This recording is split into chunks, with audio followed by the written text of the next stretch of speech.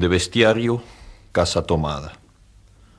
Nos gustaba la casa porque, aparte de espaciosa y antigua, hoy que las casas antiguas sucumben a la más ventajosa liquidación de sus materiales, guardaba los recuerdos de nuestros bisabuelos, el abuelo paterno, nuestros padres y toda la infancia. Nos habituamos, Irene y yo, a persistir solos en ella, lo que era una locura, pues en esa casa podían vivir 8 personas sin estorbarse.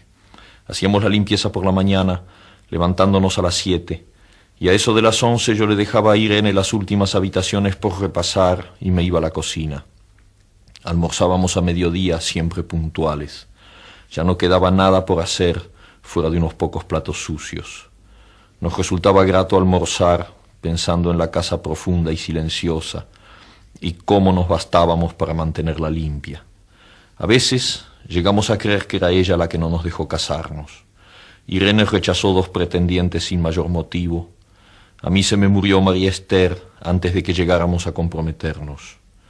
Entramos en los 40 años con la inexpresada idea de que el nuestro, simple y silencioso matrimonio de hermanos, era necesaria clausura de la genealogía asentada por los bisabuelos en nuestra casa. Nos moriríamos allí algún día. Vagos y esquivos primos se quedarían con la casa y la echarían al suelo para enriquecerse con el terreno y los ladrillos. O mejor, nosotros mismos la voltearíamos justicieramente antes de que fuese demasiado tarde. Irene era una chica nacida para no molestar a nadie. Aparte de su actividad matinal, se pasaba el resto del día tejiendo en el sofá de su dormitorio. No sé por qué tejía tanto. Yo creo que las mujeres tejen cuando han encontrado en esa labor el gran pretexto para no hacer nada. Irene no era así. Tejía cosas siempre necesarias, tricotas para el invierno, medias para mí, mañanitas y chalecos para ella. A veces tejía un chaleco y después lo destejía en un momento porque algo no le agradaba. Era gracioso ver en la canastilla el montón de lana encrespada resistiéndose a perder su forma de algunas horas. Los sábados iba yo al centro a comprarle lana. Irene tenía fe en mi gusto, se complacía con los colores y nunca tuve que devolver madejas. Yo aprovechaba esas salidas para dar una vuelta por las librerías y preguntar vanamente si había novedades en literatura francesa. Desde 1939 no llegaba nada valioso a la Argentina. Pero es de la casa que me interesa hablar, de la casa y de Irene, porque yo no tengo importancia. Me pregunto qué hubiera hecho Irene sin el tejido. Uno puede releer un libro, pero cuando un pullover está terminado, no se puede repetirlo sin escándalo. Un día encontré el cajón de abajo de la cómoda de alcanfor lleno de pañoletas blancas, verdes, lila. Estaban con naftalina, apiladas como en una mercería. No tuve valor de preguntarle a Irene qué pensaba hacer con ellas. No necesitábamos ganarnos la vida. Todos los meses llegaba la plata de los campos y el dinero aumentaba. Pero a Irene solamente le entretenía el tejido.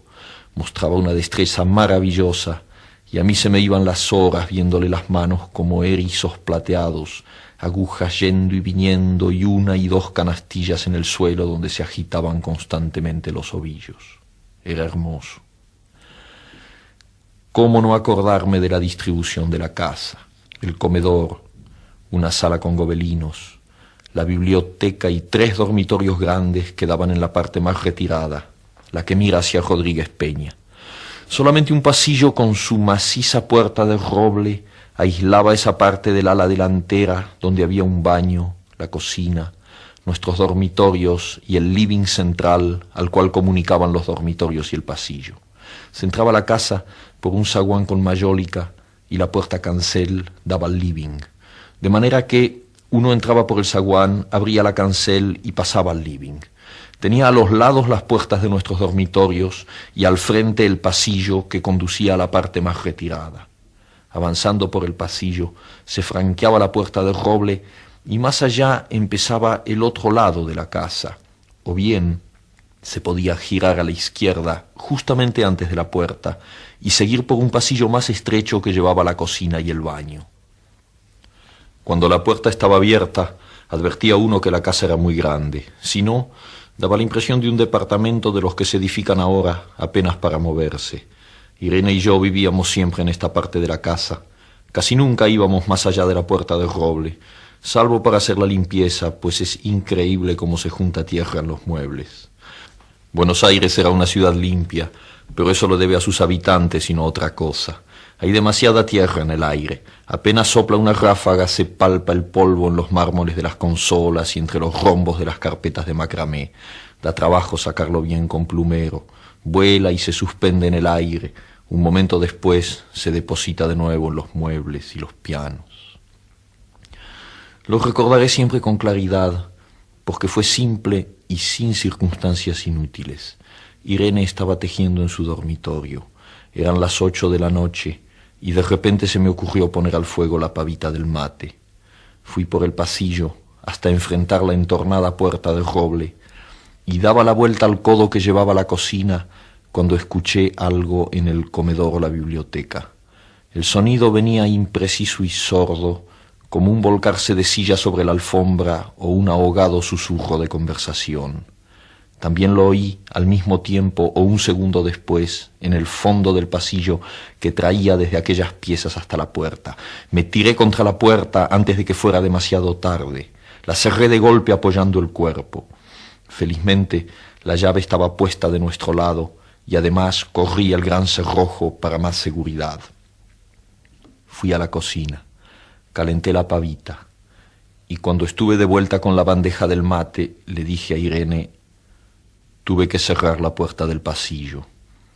Han tomado la parte del fondo. Dejó caer el tejido y me miró con sus graves ojos cansados. ¿Estás seguro? Asentí. Entonces, dijo, recogiendo las agujas, tendremos que vivir en este lado. Yo cebaba el mate con mucho cuidado, pero ella tardó un rato en reanudar su labor. Me acuerdo que tejía un chaleco gris. A mí me gustaba ese chaleco.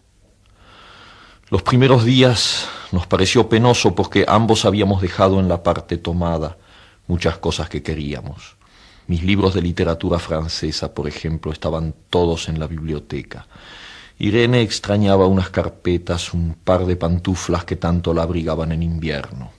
Yo sentía mi pipa de enebro y creo que Irene pensó en una botella de esperidina de muchos años. Con frecuencia, pero esto solamente sucedió los primeros días. Cerrábamos algún cajón de las cómodas y nos mirábamos con tristeza. No está aquí. Y era una cosa más de todo lo que habíamos perdido al otro lado de la casa.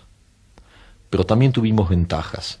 La limpieza se simplificó tanto que aún levantándose tardísimo, a las 9:30, por ejemplo, no daban las 11 y ya estábamos de brazos cruzados.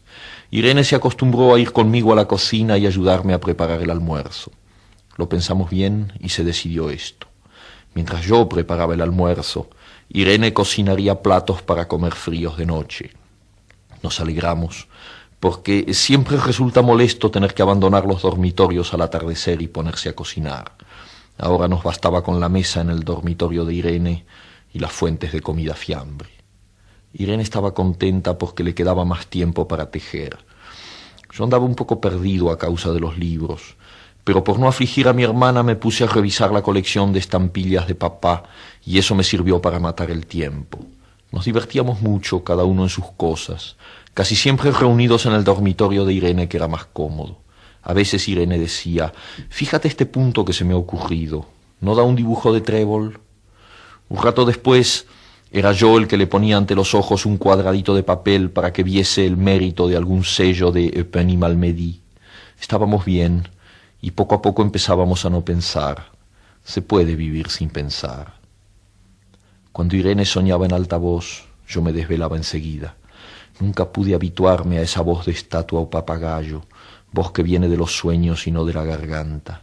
Irene decía que mis sueños consistían en grandes sacudones que a veces hacían caer el cobertor.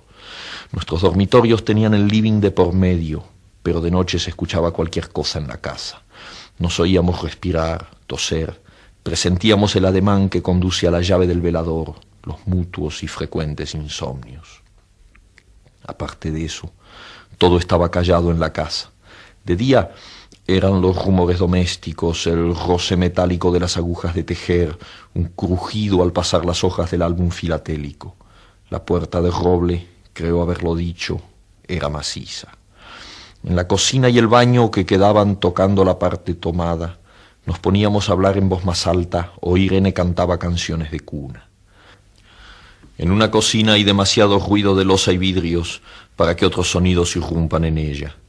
Muy pocas veces permitíamos allí el silencio, pero cuando tornábamos a los dormitorios y al living, entonces la casa se ponía callada y a media luz. Hasta pisábamos más despacio para no molestarnos. Yo creo que era por eso que de noche, cuando Irene empezaba a soñar en alta voz, me desvelaba enseguida. Es casi repetir lo mismo, salvo las consecuencias.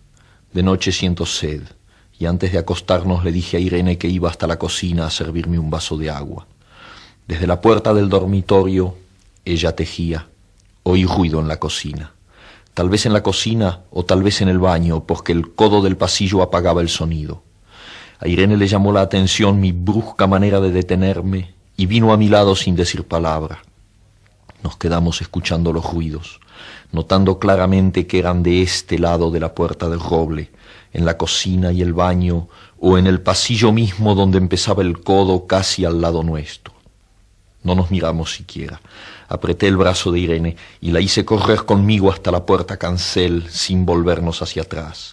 Los ruidos se oían más fuerte, pero siempre sordos, a espaldas nuestras. Cerré de un golpe la cancel y nos quedamos en el zaguán. Ahora no se oía nada. Han tomado esta parte, dijo Irene. El tejido le colgaba de las manos y las hebras iban hasta la cancel y se perdían debajo. Cuando vio que los ovillos habían quedado del otro lado, soltó el tejido sin mirarlo. ¿Tuviste tiempo de traer alguna cosa?, le pregunté inútilmente. No, nada. Estábamos con lo puesto.